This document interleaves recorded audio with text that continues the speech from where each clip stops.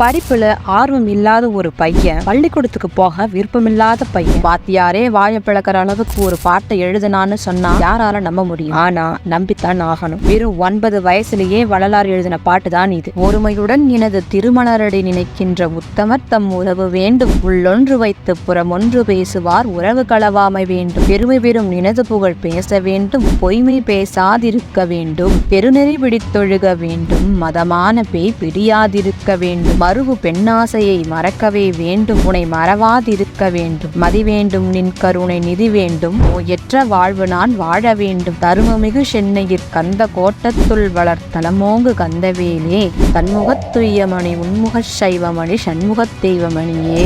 அட அட என்னமா எழுதியிருக்காருல்ல மனுஷன். கடவுள்கிட்ட எதையும் வேண்டான்னு சொல்லாம வேண்டுங்கிற வார்த்தையை மட்டுமே பயன்படுத்தி இந்த பாட்டை எழுதியிருக்காரு. ஆச்சரியமா இருக்குல்ல. ஆனா குருவுக்கு இது பேரதிர்ச்சியா இருக்கு.